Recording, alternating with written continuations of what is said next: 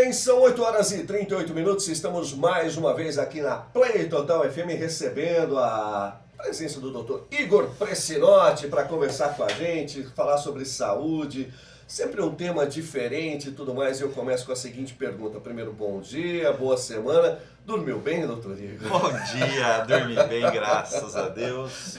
Eu estava de férias, hoje é o meu primeiro dia, né, de volta às férias dos meus trabalhos, então vai ser uma semana muito boa, então ainda bem que eu dormi bem. Vai ser bem produtivo, eu tenho certeza disso. Bom dia a todo mundo. E aí eu pergunto, né, o que caracteriza uma boa noite de sono, doutor? Então, vamos falar sobre sono. Sono. A gente acha que dormir é fechar o olho e pronto, né? Mas Exato. Na realidade no nosso corpo acontece uma série de eventos. Então, é caracterizado uma boa noite de sono, aquele sono em que você passa por todas as fases do sono, em que você consegue ciclar pelas fases do sono, porque essas fases são as fases que permitem os momentos onde acontecem os efeitos reparadores do sono, entendeu? Legal. E quais são essas fases do sono, já que o doutor citou aí? Bom, então vamos lá. As fases do sono, elas se dividem num sono leve, né? Que é aquele soninho que você começa a dormir, que você não sabe se você está acordado ou dormindo ainda, aquele que você dá na frente da televisão, Tá assistindo televisão, né? Aquele que Você fica perde assim aquela na fraçãozinha de segundo, depois você fica vai. naquela... que quando as suas ondas cerebrais começam, né, a ficar mais calmas, até que você entra num sono mais profundo. Esse sono profundo, aí você é mais difícil de você acordar e é nesse momento que você consegue ter a reparação celular, né? É nesse momento que você desinflama, em que as células mortas são trocadas por células novas, né? E aí você tem, depois desse sono profundo, você entra no que a gente chama de sono REM, né? O que é o sono REM? Em inglês é uma sigla para movimentos rápidos dos olhos.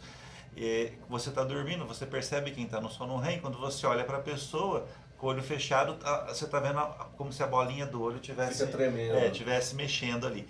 Aí nessa fase você está num sono profundo, só que as atividades cerebrais estão um pouco mais aceleradas, né? E aí nesse momento você está trabalhando a sua reparação cognitiva. É nesse momento que as informações importantes do seu corpo ficam armazenadas na memória, aquilo que não é importante é jogado fora no lixo, as suas emoções elas são estabilizadas, né? Você acalma. Então, o sono profundo recupera, né, as partes orgânicas, e o sono REM, né, você melhora e você trabalha as partes cognitivas. Legal. E aí vem a seguinte pergunta, né? Que nem, por exemplo, eu, por hábito ali, enfim, por trabalho também, na questão do trabalho, eu durmo algo em torno de 6 horas por noite. Existe um tempo em que a gente pode considerar assim, ó, esse é o tempo adequado de sono, ou isso vai de pessoa para pessoa, de acordo com as suas necessidades também? Existe uma média, né? Habitualmente, nas pessoas adultas, 8 horas de sono é o tempo adequado. Okay. Mas isso varia, de acordo com a genética, de acordo com a idade. Por exemplo, uma criança, não sei se quem já teve filho aqui, um molequinho dorme 10 horas, você fala, meu Deus, morreu, né? Tem mãe que até põe um espelhinho assim para ver se está respirando. Por quê? Criança dorme 10, 11 horas, recém-nascidos, crianças menores. E à medida que a gente vai crescendo e envelhecendo, você vai precisando de menos sono, até quando chega nas fases de mais idade, né? Os idosos, eles dormem bem menos, né? É que o meu vizinho que reclamava, não sei o que esse povo acorda de manhã para ficar varrendo varanda, varrendo, mas é porque o idoso acaba dormindo menos, então acorda cedo. Então existe essa variação, mas o normal para nós adultos é 8 horas. Porém, existem pessoas que a gente chama de dormidores longos, né? Que se você não dormir 10 horas, você não presta. Chega no dia seguinte e não existe. E tem aqueles dormidores curtos, que é igual a você, que em 6 horas de sono está satisfeito. Mas é importante a gente saber como é que você está no dia seguinte. Né? Se por trabalho você dorme 6 horas, mas você está um bagaço no dia seguinte, então você está errado. Você não é um dormidor curto, você está sendo obrigado a ser um dormidor curto. Então é bom você dormir mais cedo. Então é isso, você respeitar o seu corpo. A média é 8, mas tem pessoas que estão tranquilas e ok com 6, pessoas com 10. E aí vem outra causa também que atrapalha muito o sono, né? Eu acho que é difícil você não encontrar alguém que já não sofreu de insônia, né? Que já não teve, ou pelo menos uma fase, um período aí, a chamada insônia, né? Então, a insônia, essa dificuldade, né, de dormir, ela é causada por várias coisas. Por exemplo, café. O café é um estimulante. Café. Estresse. Mas vamos pensar o café. O café é estimulante. Mas se o café é um estimulante, você não pode tomar um cafezinho para dormir, né? Então, ou seja, o seu último café, idealmente, tem que ser no máximo meio-dia, quando muito 1 hora. Se você dormir, tomar café às 6 horas da noite, você vai trabalhar o sono. Estresse, se você passou o dia inteiro com aquele patrão te enchendo o saco, dando trabalho, reclamando. Você chega em casa, uma pilha, como é que você vai fechar o olho e dormir? Né? Então, estresse, problemas no trabalho, depressão, irritabilidade, uso de alimentos estimulantes, são situações que geram a insônia. São as causas aí no caso, né? E como a qualidade do sono afeta a saúde em geral de uma pessoa? A gente Então, está falando sobre essa questão exato. do tempo, Então, né? ou seja, se você não passa pelas fases, se você não cicla, né? Se você não participa, tem esses ciclos do sono, né? Você passando por todas as fases e tal, você não tem nenhuma regeneração orgânica, e se for no sono profundo, e nenhuma regeneração cognitiva se for no sono REM. Então, uma pessoa que dorme mal, ele fica mais inflamado, ele tem mais riscos de obesidade, Impaciente, mal-humorado. se for no sono REM, impaciente, mal-humorado, perda de memória. Uhum. Eu tenho muita paciente que chega para mim e fala assim, olha, eu tô com Alzheimer, porque eu não tô conseguindo lembrar de nada, eu isso, eu aquilo outro. Eu pergunto, como que é o seu sono? Aí eles falam assim, eu durmo mal. Eu falei, então não é Alzheimer, é falta de sono. Eu tô muito nervoso, eu tô muito triste, eu tô com depressão, tô com ansiedade. Não é depressão, não é ansiedade. Então, antes de você fazer um diagnóstico numa pessoa de DDAH, né, aquele cara, eu não consigo me concentrar, eu me distraio. Antes de você falar que você tem DDAH, você tem que ver, será que ele está dormindo direito? Porque se ele não está tendo um sono REM adequado, ele não vai ter o cognitivo adequado, ele não vai ter concentração, não vai ter memória. Então, qualquer diagnóstico que você pode fazer, cognitivo ou emocional de uma pessoa, você não pode fazer antes de descartar um distúrbio do sono. E o que é legal, mas tem tratamento para isso, né? Tem tratamento. Tem tratamento. Tem tratamentos tanto medicamentosos como não medicamentosos, né? Tem a higiene do sono, né? Que a gente chama para não medicamentosos, e os medicamentos famosos, né?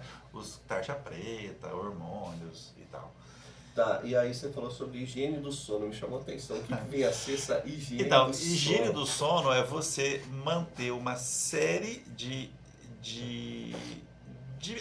maneiras de você agir, de comportamentos que você facilita para o seu sono. É igual você lavar a mão antes de comer, é você lavar o pé antes de ir na cama, né? Que a avó fala, lava o pé, não deita da cama com o pé sujo. É só você escovar o dente depois da refeição, você se preparar para dormir. Então, o que é se preparar para dormir? Não ficar usando eletrônico antes de dormir, porque o eletrônico te agita. Não tomar café 6 a 8 horas antes de dormir. Não tomar estimulante 6 a 8 horas antes de dormir.